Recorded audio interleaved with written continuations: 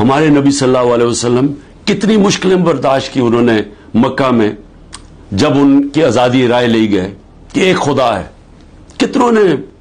کتنی مشکلیں انہوں نے اٹھائی, لیکن ہم ہمیشہ ان کو, اور ہمیں اللہ کہتا ہے ان کے راستے پہ چلو, اور ہم یہاں ظلم کے سامنے گھٹنے ٹیک کے بیٹھے ہوئے ہیں اور دیکھ رہے ہیں تماشا کہ سارا ملک کا اوپر گند اوپر بٹھا دیا, اور ہمیں کہہ رہے ہیں کہ جی اگر آپ منہ کھولیں گے تو آپ کے گھر توڑ دیں گے, آپ کو جیلوں میں ڈال دیں گے, آپ کو ملٹری کورٹس میں ٹرائی کریں گے, اور ہم ہمیں ڈرا کے جناب کے بھیڑ بکریوں کی طرح ہمیں رکھنا چاہتے ہیں.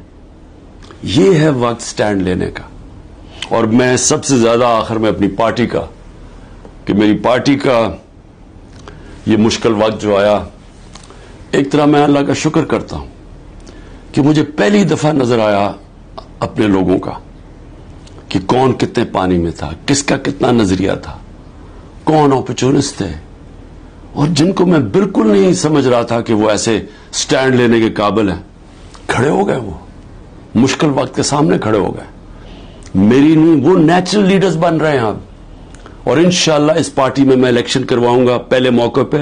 نیشنل لیڈرشپ, نیچرل ہماری پولیٹیکل لیڈرشپ نکلے گی, اور یہ ہوگی انشاءاللہ وہ اصل تحریک انصاف جو اس ملک کے اندر, جو 27 سال پہلے میں نکلا تھا, انصاف کا, عدل اور انصاف اس ملک میں سب سے پہلے قائم کریں گے, پھر یہ ملک خوشحال ہوگا.